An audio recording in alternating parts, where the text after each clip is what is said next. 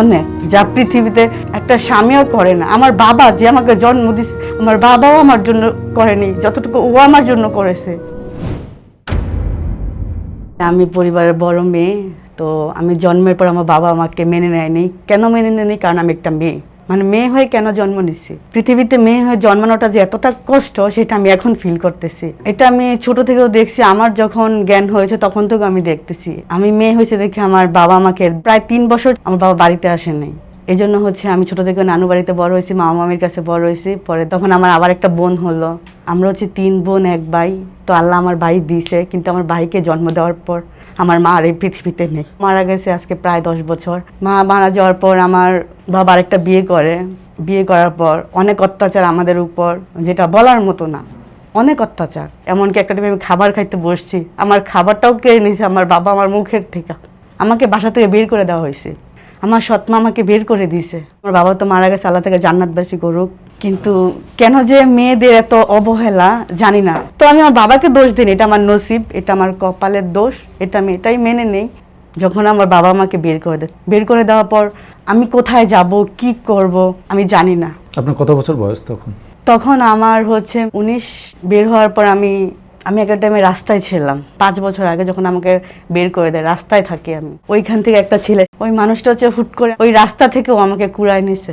সে আমাকে আশ্রয় দিছে, সে আমাকে খাওয়াইছে, সব কিছু করছে। ওর সাথে তো আগে আমার ফেসবুকে পরিচয় ছিল, কিন্তু আমাকে জানতো না। আমিও জানতাম না যে ওর বাসা এই জায়গায়। ও আমাকে ওই জায়গায় থেকে পেয়েছে। আমি ওকে বলছি যে আমি এই জায়গায় আছি। ও আসছে, আসার পর আমাকে রাস্তা থেকে নিয়ে গেছে। নিয়ে যাওয়ার পর ও আমাকে বলে যে কি থেকে কি হলো। পরে ওকে এগুলো যখন বলি, ও তখন কি করবে জানে না। তখন ও আমাকে নিয়ে গেল যে আচ্ছা আমার একটা বান্ধবী আছে, ওর বাসায় তোমাকে নিয়ে যায়। পরে ও আমাকে ওই জায়গায় নিয়ে গেল।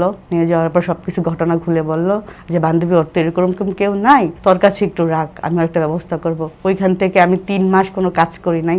ও আমাকে 3 মাস খাওয়াইছে, পড়াইছে, সবকিছু করছে। এটা মেবি 2022 সালের ঘটনা।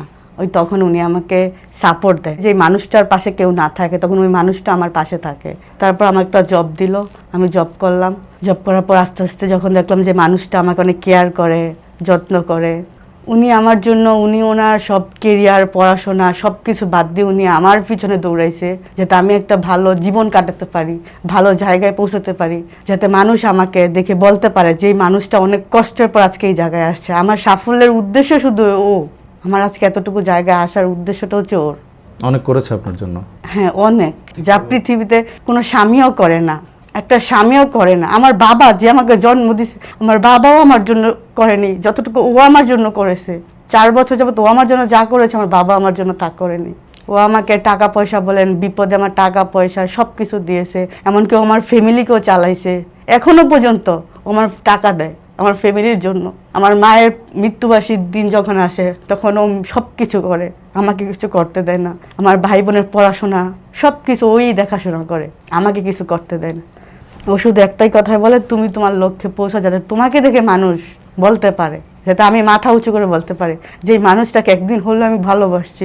জানি না ভাগ্যে আসো কিনা, কিন্তু ভালো তো বাসছে। মানুষ হয়তো পৃথিবীতে ভালো মানুষ আছে বলে আজকে আমি এতটুকু আসতে পারছি। মানে আমার চোখের পানিতে ও কান্না করে, আমার হাসিতে ও হাসে। তখন ভাবলাম যে না, এই মানুষটাকে আমার লাইফ পার্টনার করা দরকার, আমার আর কাউকে দরকার নেই। তখন আমি ওর হাত ধরে বললাম যে আপনাকে আমার ভালো লাগে। পরে বলছে ভালো মানুষ কি লাগে, আমি এই ভালো লাগা ওই ভালো লাগা না, আমি আপনাকে আমার লাইফ পার্টনার করে নিতে চাই। পরে ও বলছে আচ্ছা ঠিক আছে। ওইখান থেকে সম্পর্ক জড়াই। পরিচয় হওয়ার 3 মাস পরে ওর সাথে আমার সম্পর্ক জড়াই। ওই মানুষটা হুট করে আমার সাথে সম্পর্কে জড়াইলো, আমিও জড়াইলাম। একদিন ওনাকে যখন আমি বিয়ের কথা বলি, যেভাবে আর কতদিন, তখন উনি ওনার ফ্যামিলিকে বলে, আর ওনার ফ্যামিলি ওনাকে একটাই কথা বলে যে তুমি পরিবারের বড় ছেলে, আমরা তোমাকে ওই রকম দেখেই বিয়ে করাবো, একবারই তো বিয়ে করাবো, ওই রকম ভাবে করাবো। ওকে আমি কার কাছ থেকে আনবো? মানে আমাকে যে তুলে দিবে একটা ছেলের কাছে, কে তুলে দিবে? ওই মানুষটা তো আমার নেই। এই কথা চিন্তা করে ওর ফ্যামিলি বলে যে আমরা এই মেয়েকে আনতে পারবো না, মেনে নিতে পারবো না, তুমি এই মেয়েকে ছেড়ে দাও, আমরা তোমাকে দেখে শুনে ভালো মেয়েকে বিয়ে করাবো, ভালো ঘরের ভালো পরিবারের। পরে আমি বললাম যে ভালো ঘরের মেয়ে পাবা, ভালো পরিবারের পাবা, কিন্তু আমার মতো তো পাবা না। আমার মতো করে তো কেউ তোমাকে ভালোবাসবে না, কারণ ভালোবাসার মানুষ একবারই হয়, একবারই আসে, বারবার না। এতিমটা আমি ইচ্ছে করে হই নাই, আল্লাহ তাআলা আমাকে এতিম বানাইছে। আমি তো জন্ম নিয়েছি সবাইকে নিয়েই, কিন্তু আল্লাহ আমাকে এতিম বানাইছে, সেটা তো আমার দোষ নেই, সেটা আমার কপালের দোষ। শুধু আমি এতিম বলে আজ ওই মানুষটাকে আমি হারাতে বসছি। এখন সম্পর্কের বয়স কতদিন? আমাদের সম্পর্ক বয়স মেবি 4.5 বছর চলতেছে, কিন্তু এখন আমরা দুজনকে আর ওই আগের মতো কথাও বলি না, যোগাযোগও নেই, কারণ ও ওর কাজ নিয়ে ব্যস্ত, ওর ফ্যামিলি নিয়ে ব্যস্ত, আমি আমার মতো আছি, ও ওর মতো আছে। হ্যাঁ, মাঝে মাঝে আমাদের কথা হয় যে হাই হ্যালো, কি অবস্থা, কেমন আছো, দিনকাল কেমন যাচ্ছে, বাস এতটুকুই। এছাড়া আমাদের মাঝখানে আর কোনো কথা হয় না। ওই যে আমি এতিম বলে আজ এতিমদের তো আর কেউ আপন করে নেয় না, কারণ পৃথিবীতে এতিম তো আর এতিমই থাকে। তা আমি আল্লাহর উপর ভরসা করে রাখি, যদি আমার নসিবে থাকে ও আসবে, আজ না হোক কাল, কাল না হোক পরশু, একদিনও আসবে। কিন্তু আমি ভালোবেসে যাব ওকেই, আমি ওর জন্যই বেঁচে থাকবো। আমার পৃথিবীতে আপন বলতে ওই মানুষটাই, এখনো পর্যন্ত ওই মানুষটা আমার আপন। আমি যদি কখনো ওকে ভুলতে পারবো না, ছাড়তেও পারবো না, ভুলতেও পারবো না। উনি আমার পৃথিবী যদি সত্যিকার ভালোবাসা বলে থাকে, তাহলে ওই মানুষটাই আমার সত্যিকার ভালোবাসা। ওনাকে ভুলা আমার পসিবল না। আমাদের যখন রিলেশন শেষ হয়ে যায় তখন আমি ওকে কিছু বলি না, জাস্ট এইটুকুই বলি যে এত দিন পর, এত বছর পর কখনো তুমি আমাকে ছেড়ে যাও নাই। এখন যেহেতু পরিবারের কথা চিন্তা করে চলে গেছো, আমি তোমাকে বাধা দেবো না, আটকাবো না। আমার দরজা তোমার কাছে সারা জীবনের জন্য খোলা। তুমি যদি কখনো মনে করো যে আমাকে তোমার দরকার, তুমি আমার লাইফে আসতে পারো, কামব্যাক করতে পারো, আমার তাতে কোনো প্রবলেম নাই। বাট আমি কখনো আর তোমার কাছে যাব না, কারণ ভালোবাসছি একবার, আমি তোমার কাছে গেছি একবার, বারবার যাব না।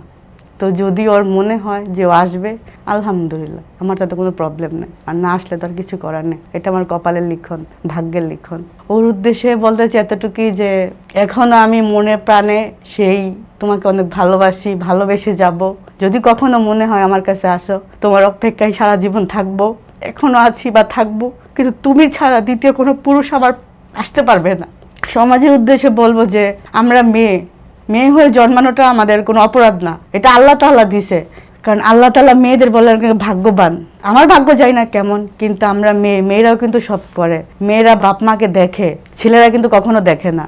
বিয়ের পর কিন্তু ছেলেরাই পর হয়ে যায়, মেয়েরাই বাবা মার আশ্রয় হয়। কিন্তু আমি জানি না কেন এরকম হলো, কিন্তু সমাজে মেয়েদেরকে অনেক, ডিভোর্সি মেয়েদেরকে অনেক কিছু করে আমি দেখছি। ডিভোর্সি মেয়েদেরকে সমাজে কোনো দাম দেয় না, এতিম মেয়েদের সমাজে কোনো দাম দেয় না। আবার এটাও বলে রাস্তাঘাটে হাইটা গেল, বলে যে এ ওইটা হে ওইটা। আমরা কখনো সব মানুষ সৃষ্টি করতে পারি না, আমরা পারি না। আমাদের একটা ক্ষমতা নেই, একটা পিঁপড়া তৈরি করার কোনো ক্ষমতা নেই। আল্লাহ তাআলা খুশি হয়ে একটা সন্তান দান করে। অনেকে তো একটা সন্তানের জন্য অনেক কান্নাকাটি করে, অনেকে একটা সন্তানের জন্য লাখ লাখ টাকা নষ্ট করে কিন্তু পাচ্ছে না। আবার অনেকে 3টা মেয়ে হয়, তারা বলে যে আলহামদুলিল্লাহ আমি খুশি, আল্লাহ আমাকে খুশি হয়ে দিছে। অনেকে তো একটা মেয়ের জন্য অনেক কান্নাকাটি করে, কিন্তু আল্লাহ তাআলা দেয় না। সমাজের উদ্দেশ্যে এই বলে যে মেয়েদেরকেও আপনারা সম্মান করতে শিখেন, মেয়েদেরকেও ভালোবাসতে শিখেন।